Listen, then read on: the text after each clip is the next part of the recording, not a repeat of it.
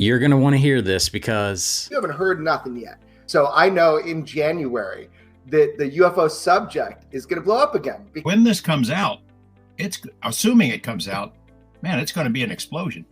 It's happening. This is not something theoretical. Yeah. It's happening. that two-man tag team is documentary filmmaker Jeremy Corbell and the legendary George Knapp. And they recently appeared on the Theories of Everything's YouTube channel in an 8-hour tonanza. And they combined for a cacophony of comments that you're not going to want to miss. We'll start off with George Knapp explaining exactly where we are at this moment in UFO history. We're finally, as a society, moving toward trying to figure out, are these real, and are genuinely asking the question. And of course, Kurt, as you have learned, the answer is yes, they are real.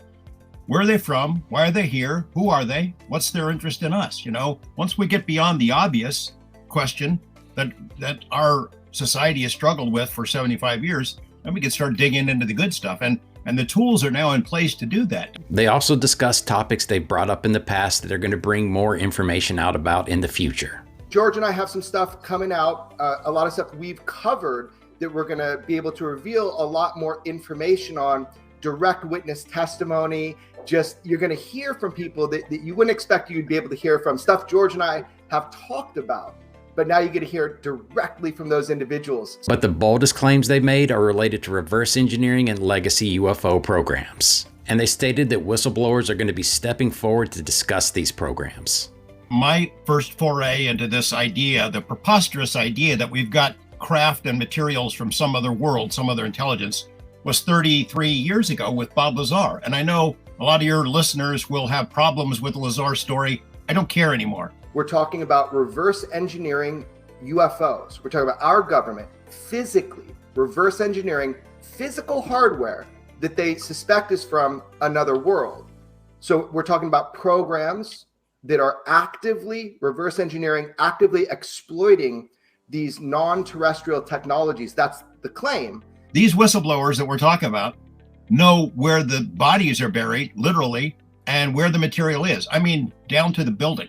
People have already utilized some of these internal mechanisms to establish where the hardware is. Jeremy and I are aware of some of these whistleblowers who've been standing by, ready to chime in and tell Congress and others what they know. And in fact, we know that some of them have already done so. This is something that's being told, you know, within Congress, within the Senate Intelligence Committee, within whistleblowers coming forward, you know, under IG investigations. They're looking into this.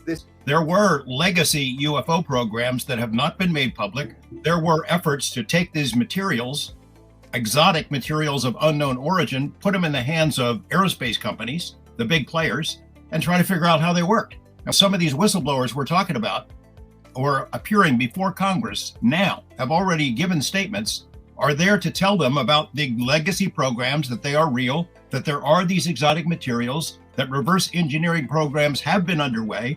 The big question remaining is, will the public get to know about this? After hearing all those comments, the first thing I thought about was Chris Mellon taking Eric Davis to Washington to testify before Congress. And while it looks like we're making a lot of progress right now, it also sounds like we're about to face a lot more resistance and pushback.